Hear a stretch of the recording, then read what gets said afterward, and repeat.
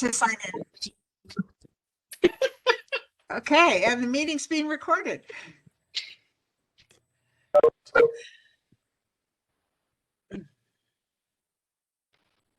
Okay, welcome everyone.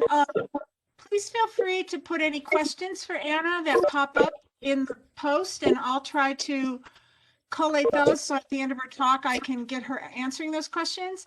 We'll let people go at 12:30, but anybody who wants to stay and talk a little bit more with Anna will stay online. So I'm going to start the introduction now. So got a lot of people signing on. I just beep, beep, beep, beep. All right, well, I'll start the introduction. So Anna got her bachelor's degree at New Mexico State and her master's in science from the University of New Mexico in Albuquerque. And then for some years, she worked on archaeological projects doing bioarc all over the world, in Belize, in Oaxaca, in Mexico, in the US Southwest, in Cyprus. And later, after she entered the PhD program, she started working in Romania. She worked in Jordan, Cyprus, and Croatia, where she now has established an ongoing bioarchaeological field school. So she finished her PhD in 2015 with me as her primary professor, but we had a great cohort of bioarc students that came in together in around 2010, and they all got their PhDs around 2014, 15, 16, and all of them are in academic positions now. And what's been thrilling to me is a lot of my PhD students are now collaborating and doing lots of really interesting things with the cohort that came in and got through UNLV.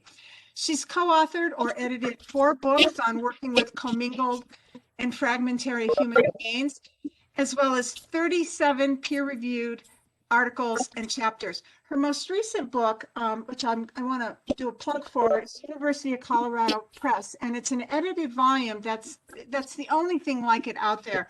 It's called The Poetics of Processing: Memory Formation, Identity, and the Handling of the Dead. So this fills a huge gap in mortuary studies and bioarchaeology and thinking about when people do a lot of things to dead bodies. And so this book is kind of going to become, I think, a classic. So Anna's work tends to be highly theoretical, using a wide range of frameworks having to do with deciphering the meaning of violence in terms of its discursive, symbolic, and ritual aspects. Today, she will speak on her most recent theoretical work, thinking about how mortuary practices and landscapes and the manipulation of human skeletal remains produce and reproduce social identities. So Anna, take it away. All right. Well, first of all, I want to say how absolutely thrilled I am to be asked to give a Prosem talk at UNLV. I got my PhD from UNLV, and it was absolutely so important as to how I view anthropology. The faculty at UNLV really supported and encouraged me to be super interdisciplinary in how I approach things. So what I'd like to share with you guys today is actually some things that have been kicking around inside my little head for a while. I'm kind of slowly solidifying and into kind of an expanded or kind of an enriched model of poetics for bioarchaeology. Hang on. Okay. All right. So today I'm going to attempt to explore any mechanisms by which we interact with the dead and how those interactions and mortuary performances can tell us something about individual and collective identity. The model that I'm using is really going to be constructed using various elements of social anthropology as well as bioarchaeological and archaeological models, all adding elements to the phenomenological experience of mortuary performance. So as a bioarchaeologist, I'm really ultimately interested in processes that leave these material traces on bones or other kind of traces of material culture. So, and I think it's important too that Robin notes that when we, those of us who work with death tend to put things through our own personal experiences and our own lenses. And I wanted to kind of, acknowledge this as a central idea right off the bat, that I was really brought up in a household where death was discussed really as a very normal part of life. My mother worked as a hospice nurse, and through her experience, she really normalized this concept of death as a process that really shouldn't be feared. The normalization that she kind of brought to this really allowed me to intellectually ask questions and to kind of view this process and see how this process impacted everyone who came into contact with the bereaved and the dying. So this wasn't mystified or taboo, and nor was death seen as a bad thing. It was a natural process that my mother saw on a daily basis.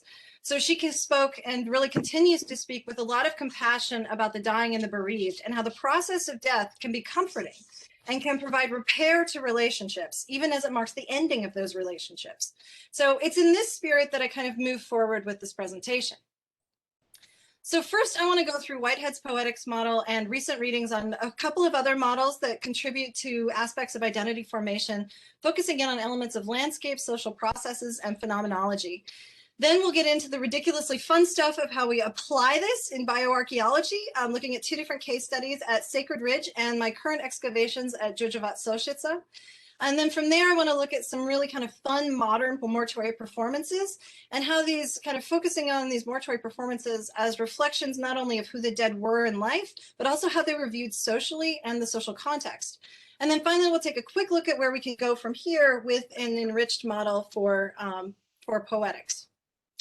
So Neil Whitehead put forth this model of the poetics of violence to understand how violent interaction is central to identity formation.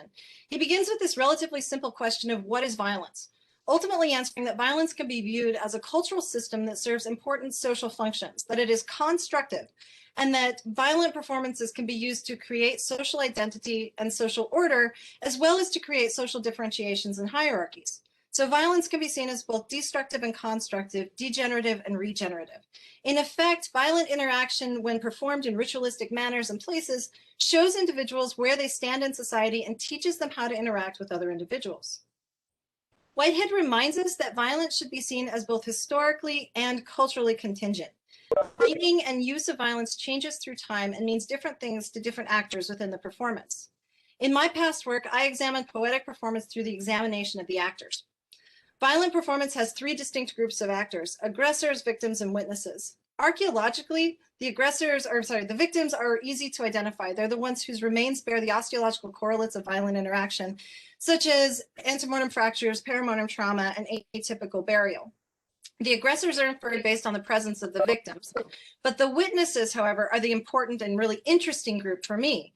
It's the presence of this group that makes the ritual a performance. In the past, I've argued that this is the focus of the performance, right? Whitehead argues that the construction of meaning of performances should be based on collectivities as well as individual perceptions. So ritual acts involve repetition of actions, and these repetitions can help to reinforce group identity. As Ryan Harrod and I found in a cross-cultural ethnographic study of military initiation rites and drills, repetition of actions creates in-groups and out-group identities that do not disappear when military service is concluded. Ritual in itself does not require a performance for meaning to occur, but for a poetic amplification of meaning to occur, Hahnstatt argues that performance is indeed necessary. So not everyone will have the same interpretation of these social processes. Collective meaning and identity are mediated through these individual experiences. So essentially, Whitehead serves as a jumping off point for me in terms of examining factors that influence identity formation, negotiation, and renegotiation. Whitehead tells us that performance and ritual have a synergistic relationship, but what makes that performance meaningful? In recent years, I've begun looking at the poetics model in a larger framework than just an exploration of violence. I've begun to focus in on the phenomenological aspects of the model within my own work in bioarchaeology to examine mortuary activity, how interaction with the body is used to create, change, and cement social relationships, and how these relationships can be viewed through their material traces. As with an exploration of violent performance, mortuary performance contains synergistic elements. I believe that the role of mortuary ritual in identity formation also needs to take into account the phenomenological experiences involved with these performances and ritual, and where these physical actions are taking place, i.e. the landscape.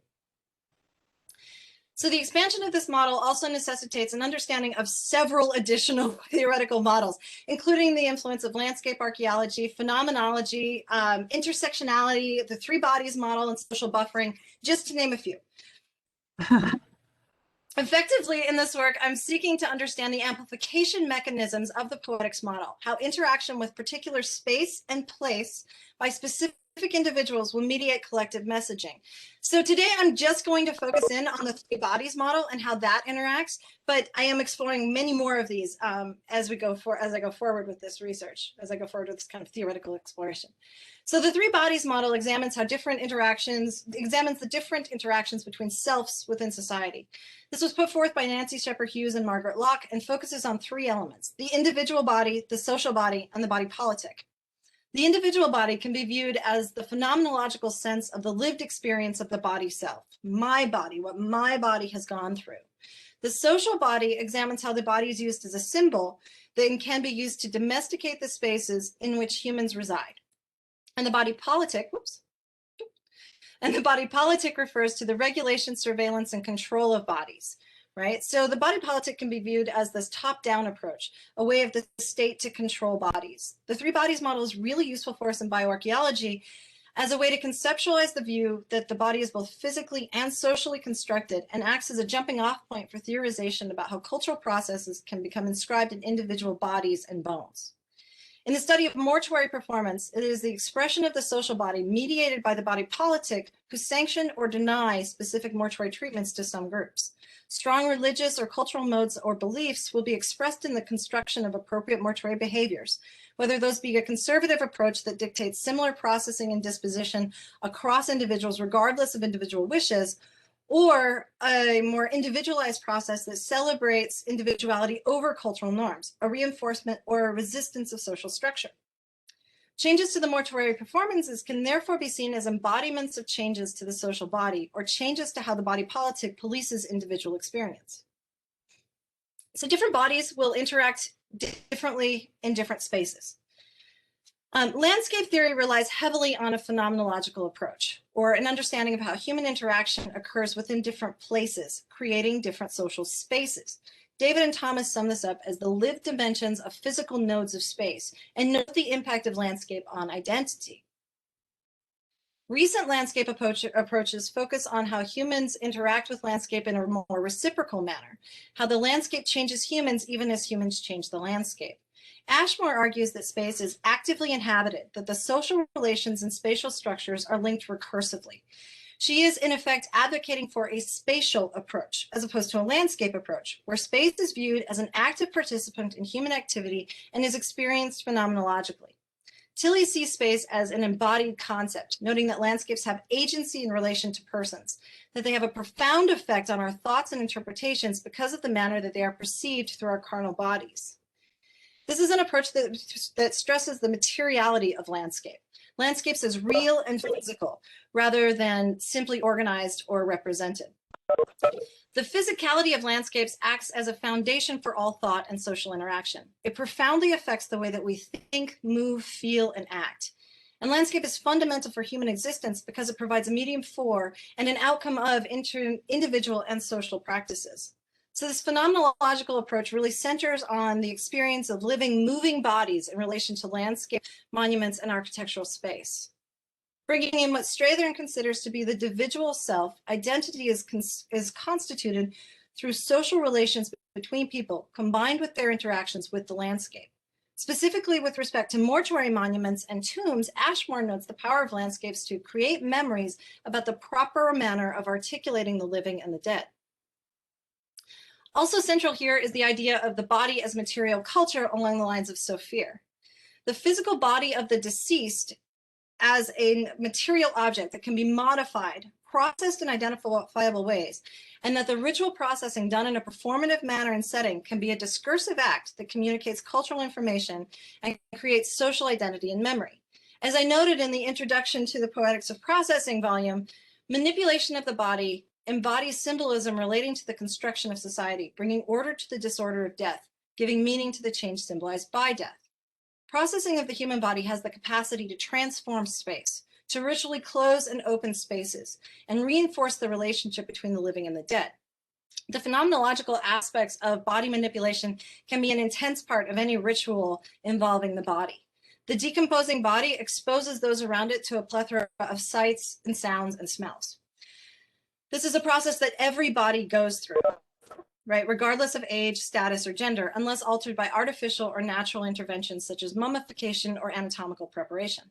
In a time before the medicalization of death, family members would have been present and experienced the changes associated with putrefaction and death.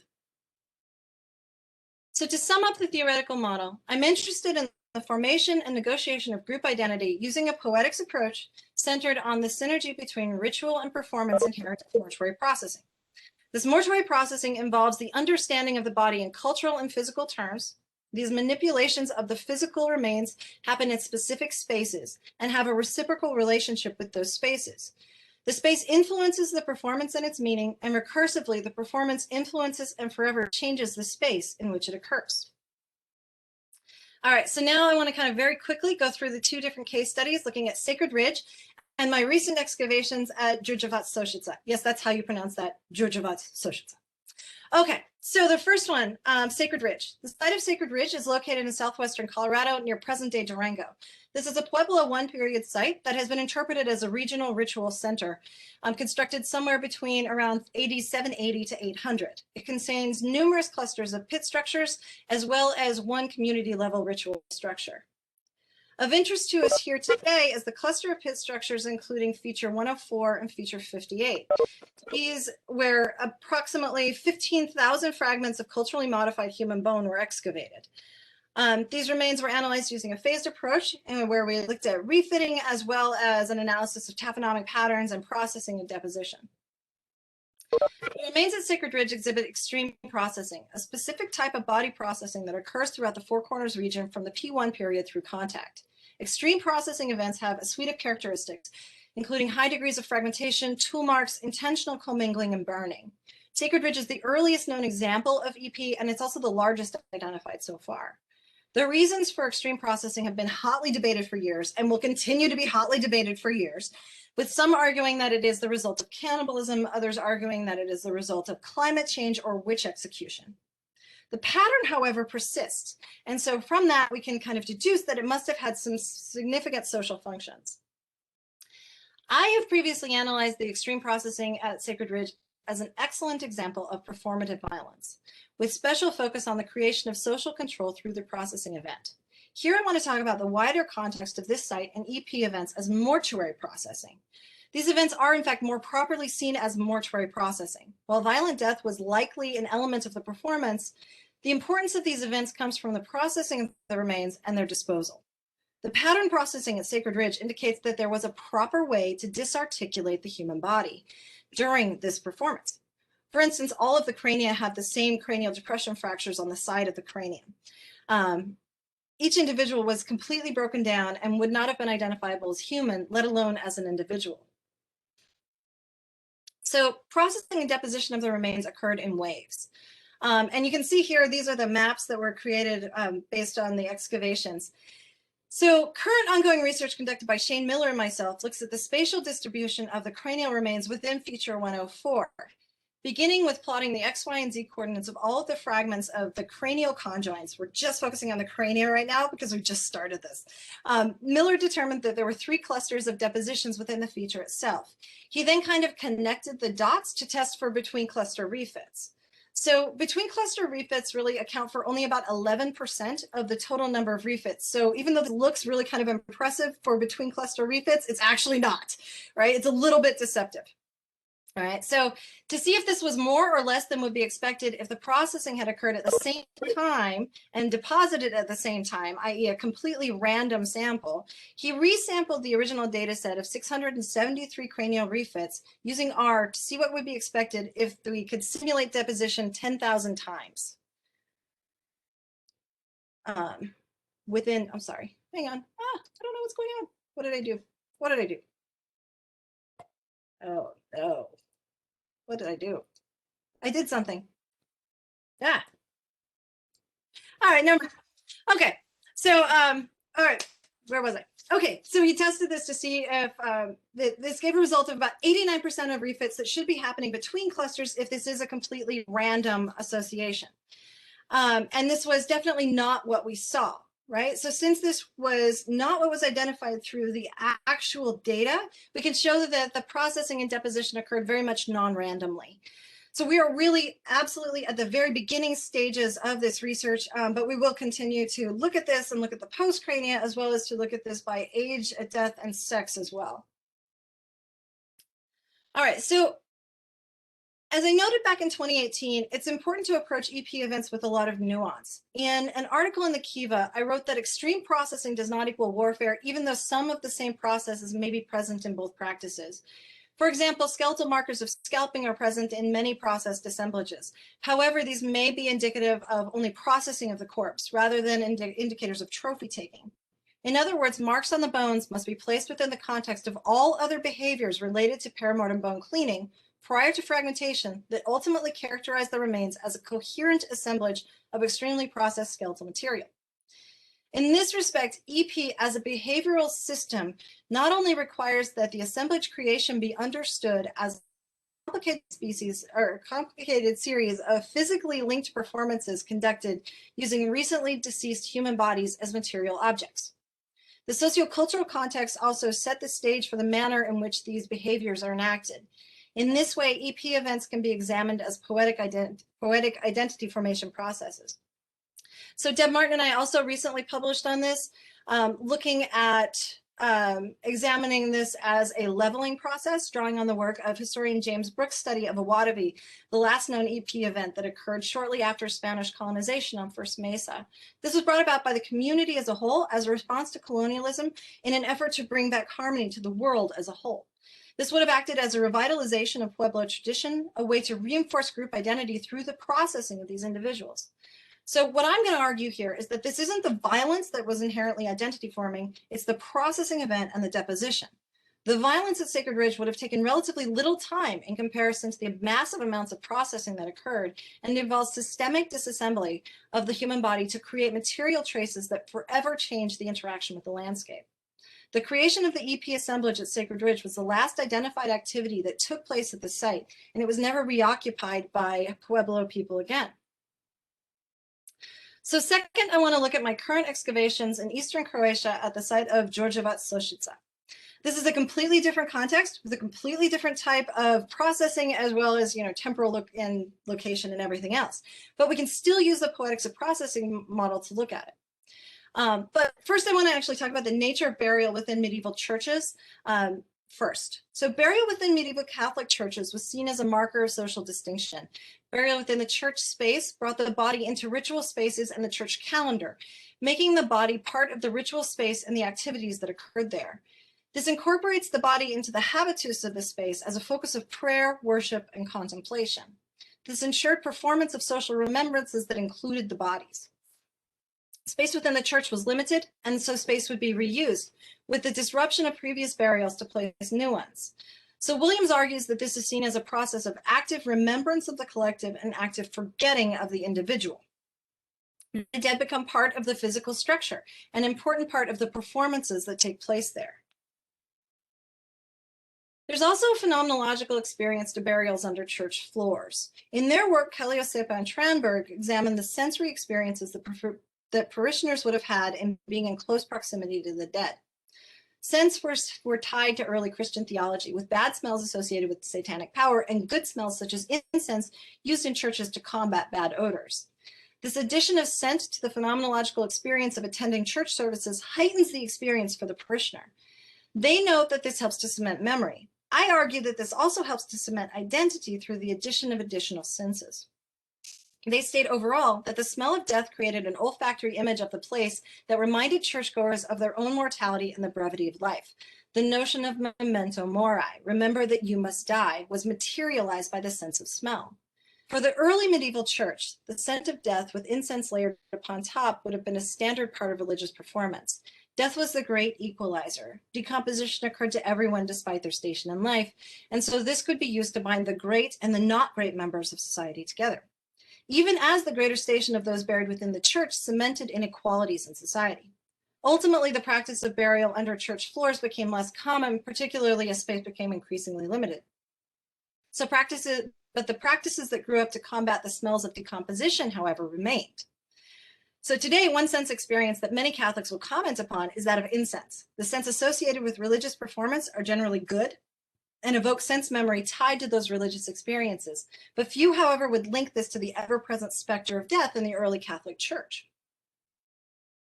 The church at Đurđevac Sošica is located on the outskirts of the town of Đurđevac in Koprivnica County in eastern Croatia. The first written sources of this site come from 1237. The church went through various construction phases, was abandoned and repaired, then ultimately abandoned again, and the site used for farmland. In 2016, the City Museum of Koprivnica began excavations. Between 2016 and 2019, when I began my involvement with the project, 243 burials were excavated within the church itself.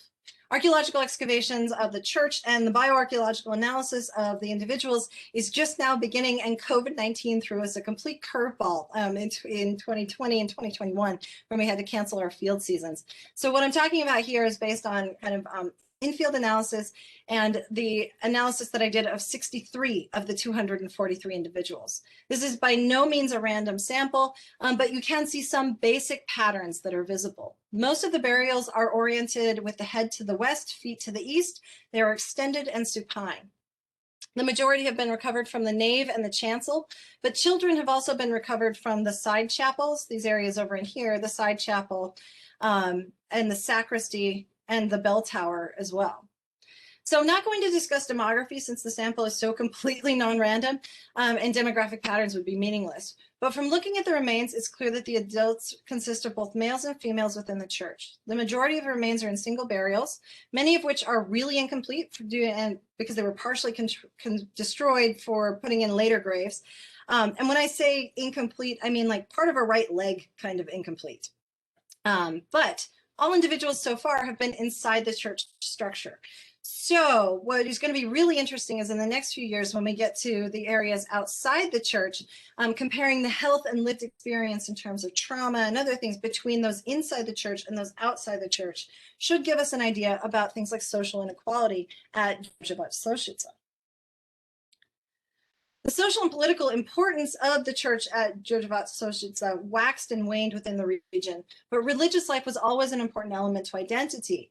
The burial of individuals underneath the floor within the church tied those individuals into the church, big C, and its mechanisms for interaction with the social body and the body politic. So it's really impossible to separate the church from economic and or political structures during the medieval period. The church effectively made the rules by which people interacted with the dead. And the physical processes inherent in the mortuary performance in turn reinforced the social structures of the church. Though disparate in time and space, the two case studies show the importance of physical actions and the experiences that occur during processing. At Sacred Ridge, not only the processing, but the depositioning is highly patterned. This patterning would have added to the meaning by creating ritual, repetitive actions at every step of the process. At Georgieva-Sochitsa, the patterning of overlapping graves within the church space would have guaranteed that during excavation for new graves, old graves would have been encountered. The individual bodies become less important than their ultimate location within the church structure, becoming part of the church big C structure, big S. The sights and smells associated with worship within the structure would only have heightened the power of the physical body to influence the use of space, becoming quite literally part of the ritual landscape. So switching gears now to talk about modern examples of mortuary performance. Now I want to talk about a few different methods of body processing that have a tremendous meaning.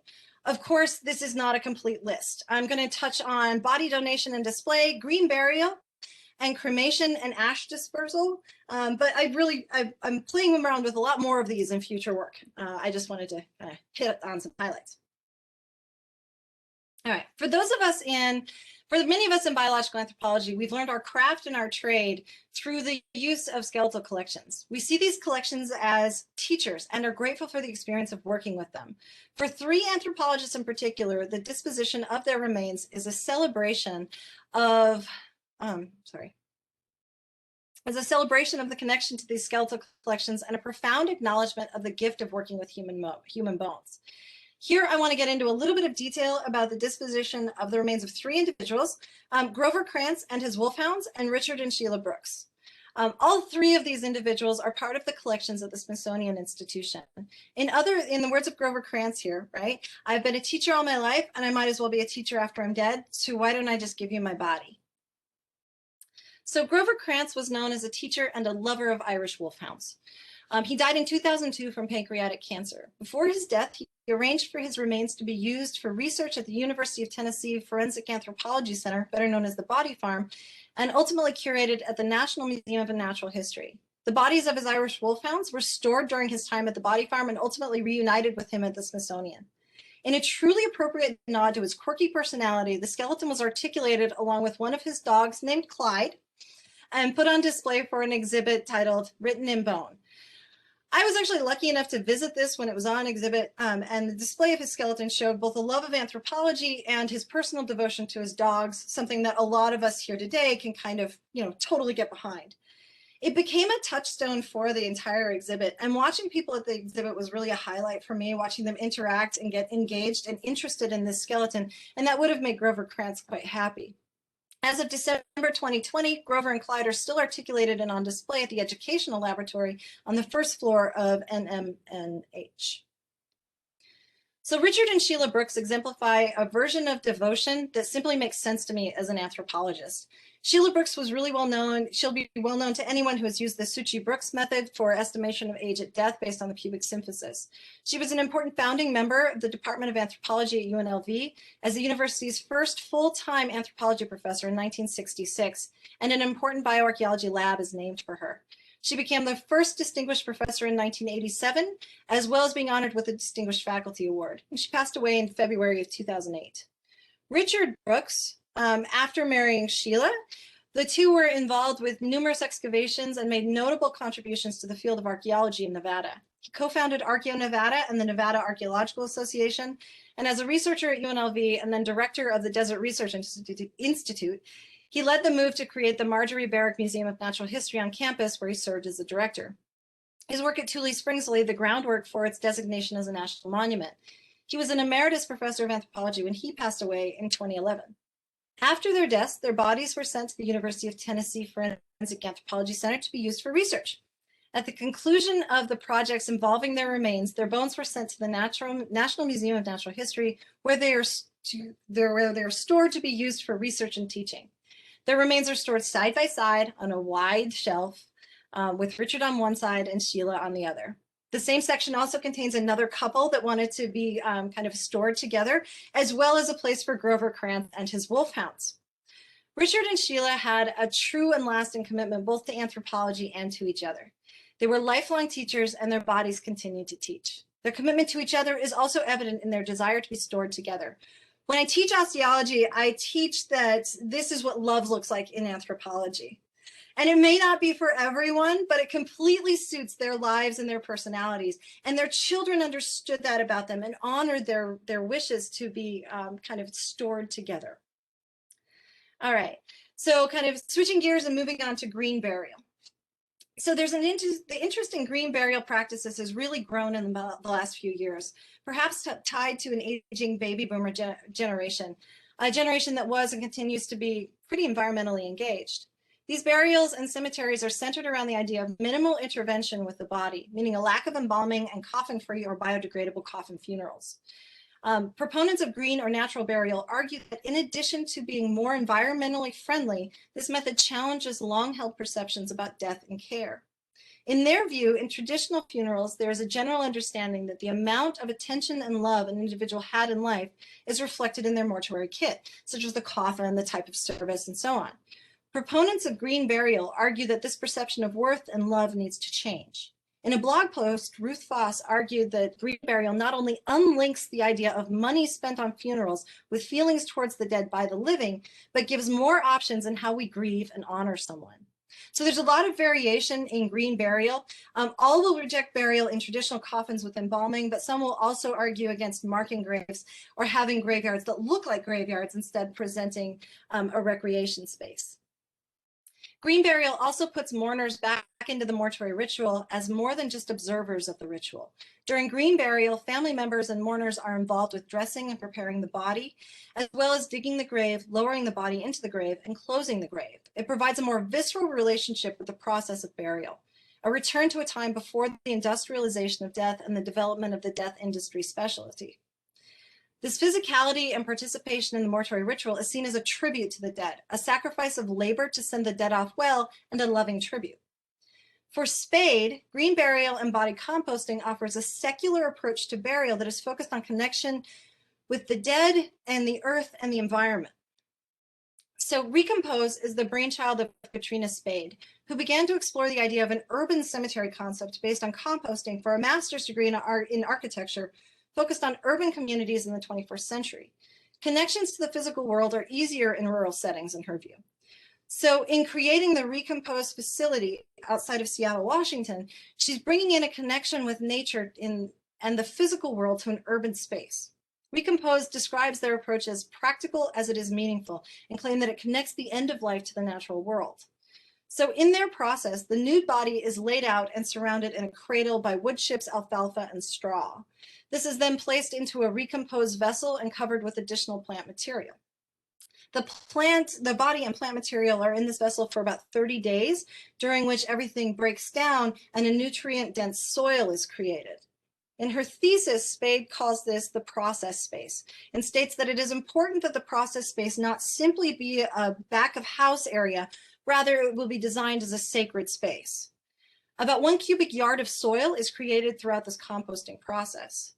And this soil can be taken by the families after the process is complete, but families are also encouraged to donate this soil to Bell's Mountain, a land trust in southern Washington. The handover of soil takes place in what's known as the resolution space, where the end product of the process of decomposition will be revealed and celebrated. She describes this space as a memorial to the deceased, a place where people will come to visit and remember. The resolution space may at times be as boisterous and light, just like the city itself.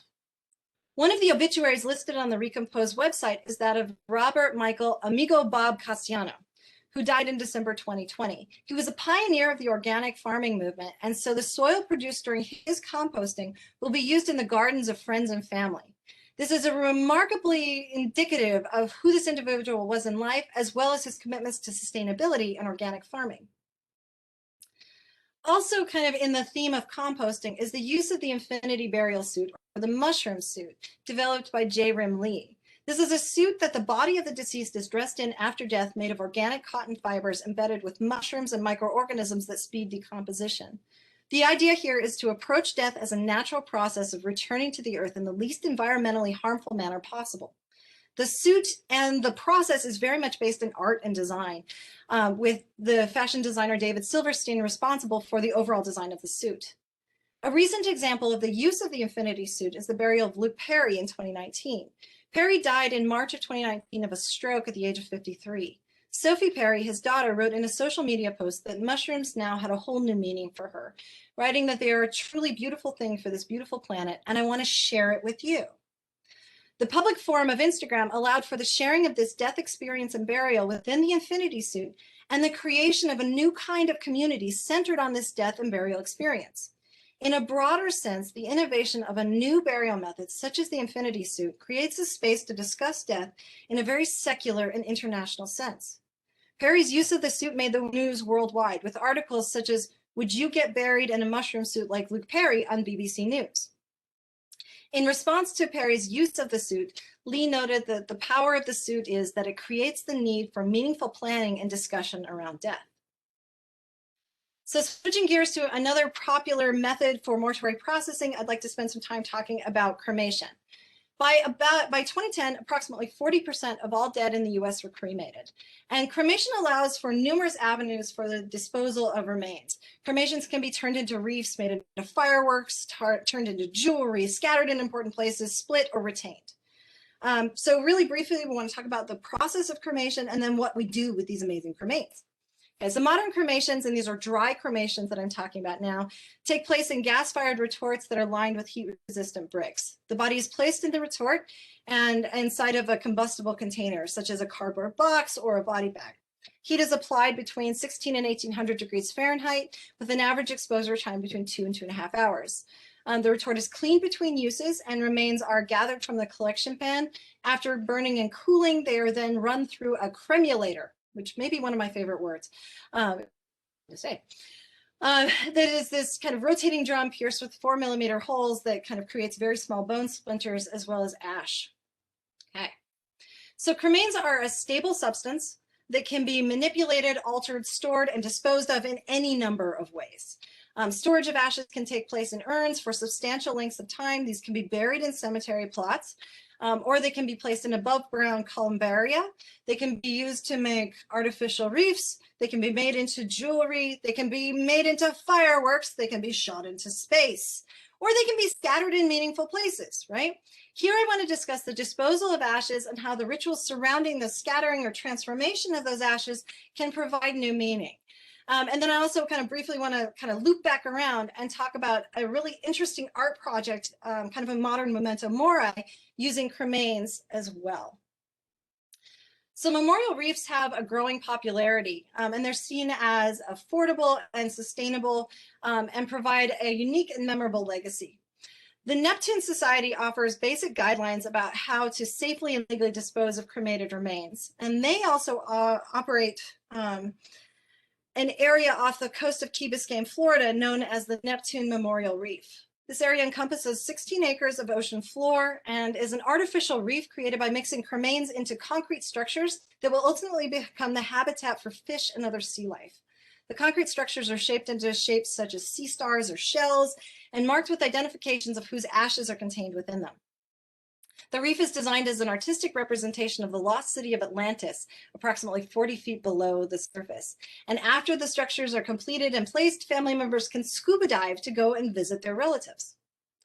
Another company, Eternal Reefs, will also include cremains of family pets into the structures of their owners at no additional charge. So this involves extensive processing of the body, right? Making it into something completely different. In some cases, combining the remains of a human body with that of a pet as an important element of identity, such as a dog person or a cat person.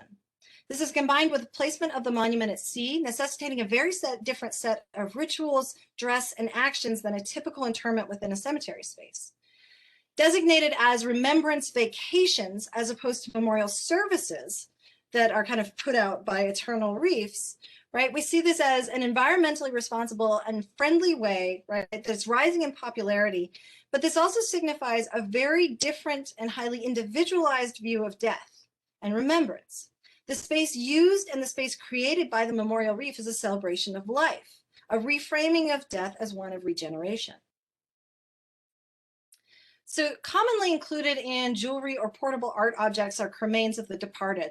The website Art from Ashes offers a service where one can mail cremains to glass artists who will then include them in glass sculpture or glass beads, offering glass pieces ranging from beads on keychains to sun catchers in which cremated ash is visible.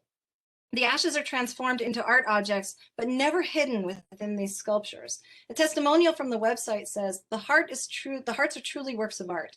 We will cherish the hearts knowing that a part of our mom will be with us forever. A search on Etsy for the term cremations jewelry that I did this last week returns over 2,500 results, including numerous glassworkers that will incorporate cremains into sculpture and glass beads, pens with glass cylinders for cremain storage, necklaces for storage areas for cremains. Many of these pieces of jewelry or sculpture provide discrete ways of keeping cremains with the holder, making the relic a very personal expression of the relationship between the living and the dead. Cremains can also be incorporated into household goods such as ceramics like bowls, vases, and coffee cups. Based in Santa Fe, New Mexico, Chronicle Cremations Designs produces dinnerware containing cremains in the ceramic glaze. Finished pieces are dishwasher and microwave safe and range in price from around $200 for a mug to around $650 for bottles. Customers are sent a kit for ash collection and orders take between 30 and 60 days for completion. Humans can be remarkably creative in how we dispose of cremains. In some cases, that creativity is a fitting tribute for the dead, emblematic of how they're viewed by society. For a person like Hunter S. Thompson, truly a weird hero for many, could there be a more perfect send-off than having his ashes shot from a cannon accompanied by a fireworks display? Author and gonzo journalist Hunter S. Thompson had his remains packed into fireworks and shot from a 153-foot tower into the sky above his Colorado home. The 15-story tower was constructed and modeled after his personal logo, which is a clenched fist with two thumbs rising from the hilt of a dagger. The invite-only celebration included Bill Murray, Johnny Depp, and 350 guests, with music provided by the Nitty Gritty Dirt Band and Lyle Lovett. Depp, who organized this celebration, claimed that he was following Thompson's last wishes to be shot out of a cannon. The cremains were mixed into some of the fireworks, and the entire display took about 10 minutes and consisted of red, white, and blue and green fireworks, something very fitting according to his wife, Anita, who was quoted as saying he loved explosions. The tower height violated local building ordinances, and so it was only a temporary construction. But Anita Thompson said that she wanted to construct a pond nearby as a permanent sanctuary space, along with a U.S. government issued tombstone that he was entitled to as an Air Force vet with the inscription, "It never got weird enough for me." All right. So space burials involve the launching of cremated remains into space. And this can take several forms, but began with the relatively simple idea of sending cremains into space. In 1992, an astronaut brought a sample of the ashes of Gene Roddenberry aboard the Space Shuttle Columbia as a personal effect, something completely fitting for the creator of Star Trek. This was the first known space burial to have occurred. In 1997, Celestis began conducting private launches, opening the market significantly for this type of disposal. They offer several different types of space-based services, including Earthrise, Earth Orbit, Luna, and Voyager. The Earthrise service includes a trip via rocket from New Mexico to an altitude of over 100 kilometers and a steep trajectory. After breaking into space, the rocket and the capsule payload become weightless and begins to descend back to Earth. The capsule, upon re-entering the atmosphere, produces an audible sonic boom, heralding the return to Earth. The capsule is recovered and returned to friends and family as a keepsake suitable for display, according to the website. The Earth Orbit service is a little bit different. It involves a gathering of friends and family at the launch site. About 1 gram of cremains per person is loaded into the payload of a rocket, and the launching of the rocket becomes part of the memorial service. The rocket launches and releases its payload at a higher orbit, where it continues on its mission for months or years, eventually re-entering and burning up on entirety, blazing like a shooting star in a final tribute. This service also includes interaction for the friends and family with space experts and astronauts, combining the elements of a memorial service and a con-type atmosphere. For individuals fascinated by space and exploration and those who love and mourn them, this will create powerful memories. In 1998, Celestis was chosen to assist in the memorial service of Dr. Eugene Shoemaker aboard the Lunar Prospector spacecraft. Shoemaker was a geologist and is known as one of the founders of planetary science. Shoemaker's ashes were placed in a capsule and inscribed with the image of the Hale-Bopp comet and a quote from Romeo and Juliet. At the end of the mission, it was steered into a collision in Shoemaker Crater near the lunar South Pole. When cremains are sent into the lunar surface, they are in capsules and they don't disperse. They land and will remain as a permanent monument to the dead. As the Celestis website states, what could be more compelling than looking up in the night sky at our glowing neighbor, knowing your loved one has completed a journey accomplished by so few? The Celestis spacecraft,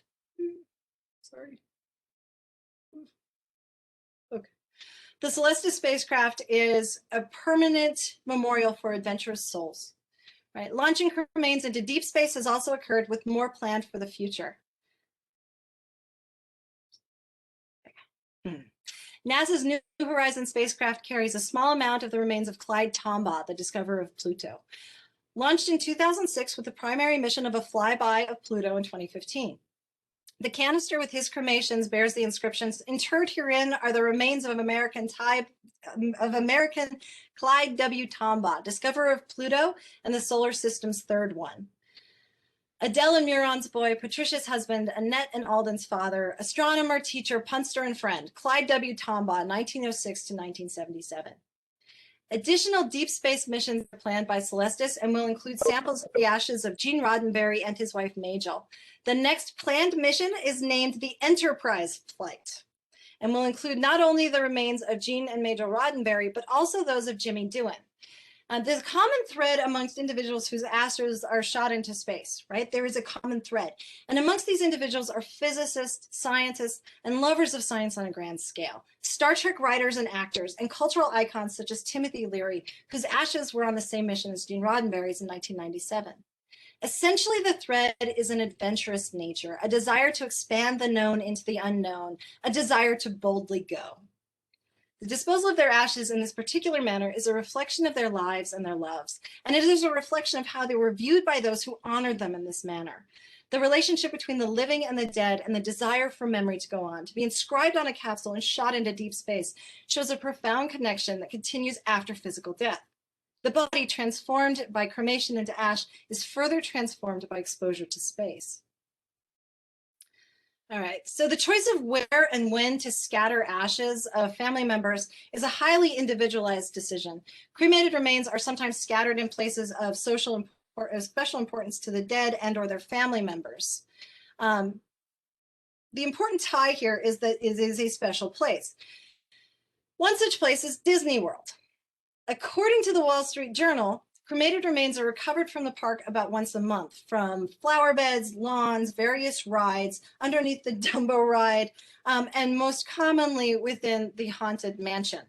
So this is not allowed by the management at Disney World. And when people are found to be kind of disposing of human remains in the park, they are escorted off the property. But this has not done anything to stop the scattering of ashes at Disneyland. When remains are found on rides, the ride is shut down for technical difficulties, and then out come the industrial vacuums. So one interesting thing that seems to be happening here is that what happens after the ashes are spread is of very little importance to people who spread ashes in a place like this, that they're vacuumed up with an industrial vacuum and disposed of as trash doesn't matter as much as the act of depositing them within the park itself. The deposition is what is important, and it transforms the park into a memorial space. One woman quoted in the Wall Street Journal deposited her mother's ashes in the water underneath It's a Small World. And she's quoted as saying, "Instead of going to a grave, I go to Disneyland." So cremains can also be used to spark discussion and act as art pieces as well. Justin Crow, the mind behind Chronicle cremation designs, used the mixed ashes of more than 200 people to create a dinnerware collection he called Nourish, and then used it to serve a dinner party. He said, "I want to create a dinnerware set that infuses a sense of mortality into everyday life." Reactions to this art project were mixed, to say the least. Crow told the Guardian newspaper, "I've had people threaten me and tell me they are having me investigated. Or they'll quote the Bible at me and telling me I'm going to hell. But then shortly after, someone contacts me and tells me it's a really beautiful project." His goal in this work is to spark conversation about death and remembrance. Instead of observing an urn or a photograph on a shelf, he says, "I wanted a way to interact with memories on a daily basis." So, and kind of an updated modern Memento Mori. As Hanstad notes, the poetic model is centered on the amplification of collective meaning.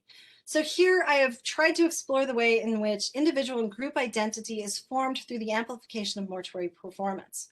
In modern contexts, we can see how individual identity is celebrated through a variety of different mortuary performances. Group identity, whether that group consists of a family group or some other cultural identification, is amplified.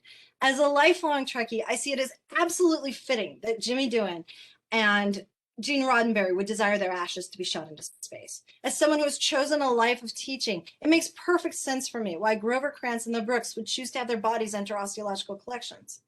In modern societies, we have numerous intersecting identities, and those who dispose of our remains can choose which elements to amplify or highlight. One way of celebrating a life spent devoted to organic farming is the performance of becoming organic soil. The body is partible or divisible. And in many of the cases studied here, the separation of body into multiple portions is evident, from sending 1 gram of ashes into space to separation of soil from human compost amongst multiple individuals to the creation of suncatchers and jewelry from cremains. A single individual can become the focus of numerous mortuary performances. The body can become part of the landscape, changing the space forever. We can see this both archaeologically with the examples of Sacred Ridge and Georgiovat Soshica, where the nature of the mortuary performance made the use of space impossible at Sacred Ridge and incorporated the body into the architecture and religious experience at Georgiovat Soshica. We can also see this in the creation of memorial reefs and the scattering of ashes in important places. The deposition of remains in those spaces changes the nature of the space for those participants of the ritual. I think there are a few things that are clear from both archaeological and bioarchaeological examples, as well as modern examples. First, mortuary performances are important for identity formation processes. Second, mortuary performances impact the use of space and are impacted by the use of space. Mortuary performances reflect the complexity of identity, particularly in modern life, highlighting individualistic elements as well as group or collective identity. And through the use of new mortuary methods, we are forming new communities. So what do these changes tell us, and why are they happening? Okay, so are we beginning to have a new relationship with death? Increasing variability in what's considered fitting or appropriate in terms of body disposal suggests that our cultural relationship with death and the dead is changing. So what has changed in our relationship with death, as evidenced by these new methods of disposal? I feel that this may be related to the baby boomers, and I'll explain why. The baby boomers they lived through times of social change and upheaval. They were socially engaged and broke barriers in social justice, gender roles, and how we interact with each other. Naturally, the generation that is responsible for Woodstock, shattering glass ceilings, and other social changes will have a different take on what it means to die and how they wish to be remembered. Ellen McCarthy, in writing for the Washington Post, put it this way: as baby boomers head towards retirement and the great hereafter, they're thinking more and more about what will become of their remains. And what they're thinking is what they've thought during every phase of life. Status quo, buck that. So how has our relationship changed? First, death is more personal.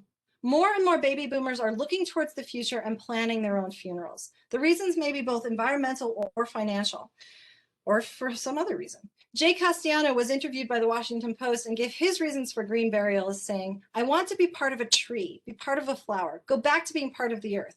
Also, I am a tight one." For a growing number of baby boomers, funerals are seen as overly expensive while lacking a personal connection. Paying thousands of dollars for a coffin simply doesn't make sense on multiple levels. So what you're seeing here is a picture of my mom's death book, which is a book that she put together for her kids that has a copy of her will, advance directives.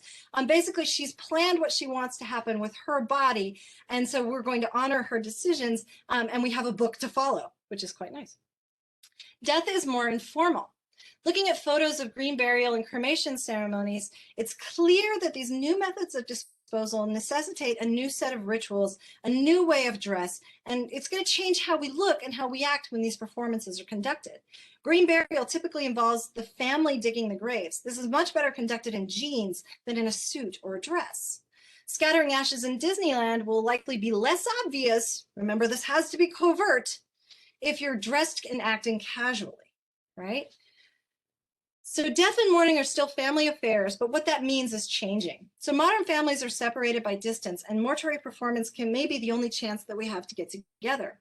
So these become times for family and friends to gather that might not otherwise be able to break away from busy schedules. So companies like Celestis and Eternal Reefs offer memorial vacations as an option, as opposed to memorial services.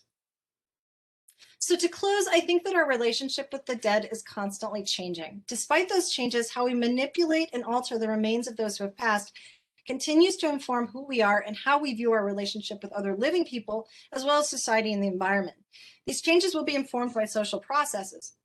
And one of the largest social processes anyone alive right now will face is that of COVID-19. This has impacted how we interact with the dead, how we mourn, and the scale at which we mourn. It's difficult to imagine the scale of changes we can expect from this pandemic in all facets of our life. I think one of the largest will be changes in our approaches to death and mourning. And I haven't touched on COVID-19 at all here, very intentionally, because this requires so much more effort than I can give it in this short talk. But I do plan on exploring this in more years, in upcoming years, with the poetics lens. So that's what I have. I want to thank UNLV, the Department of Anthropology, Deb, Heather, everyone for putting this together. I also want to thank my brother Alan for the use of his beautiful photography throughout this entire thing. If you look him up on Facebook, you can see all kinds of great stuff. And I want to thank my mom for letting me put up a picture of her death book. So I'm going to go ahead and stop sharing. And I'm open to answer questions. I'm sorry that ran so long. I just could not come up with a way to not have it be so long. Okay. Thank you, Anna.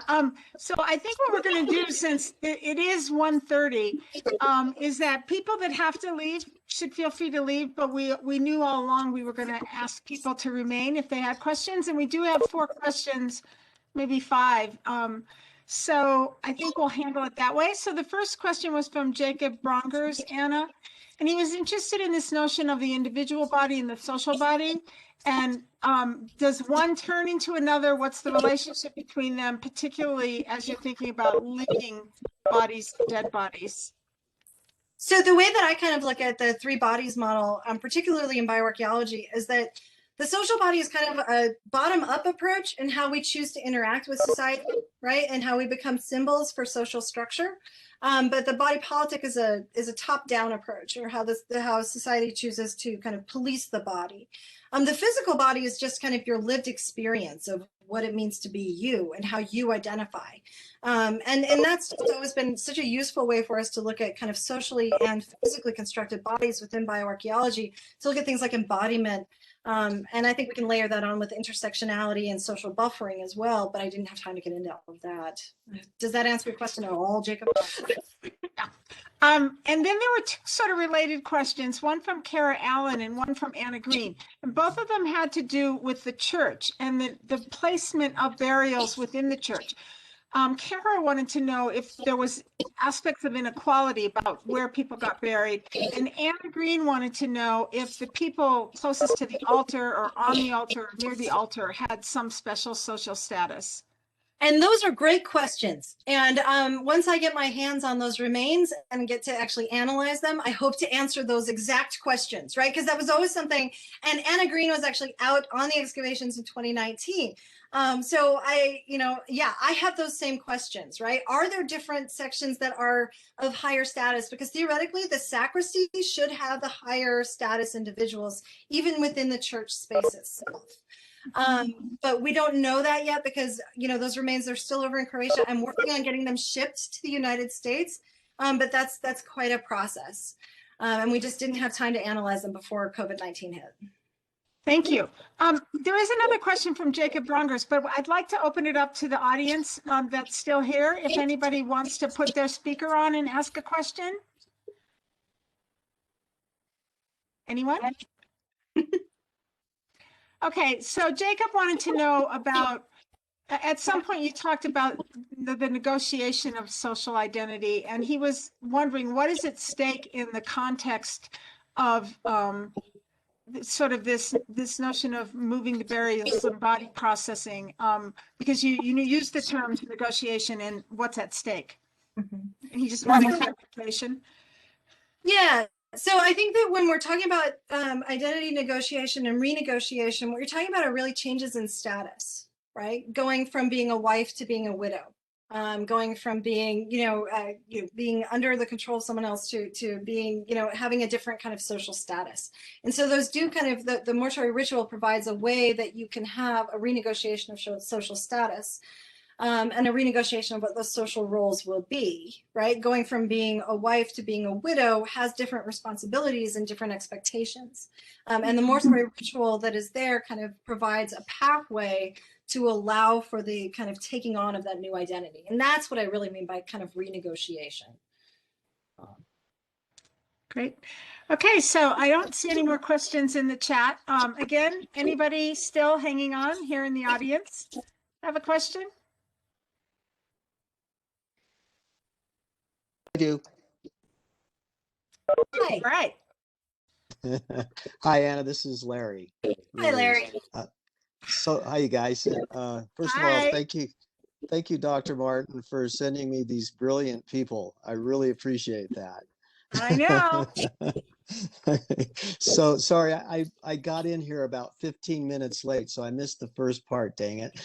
But when you were talking about the olfactory theories that you had for the medieval churches and how that was a big thing, and then it went back to the incense used also.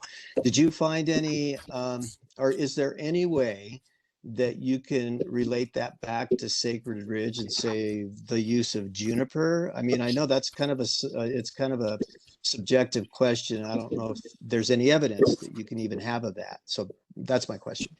I mean, we don't have any evidence of things like juniper at Sacred Ridge that I know of, right?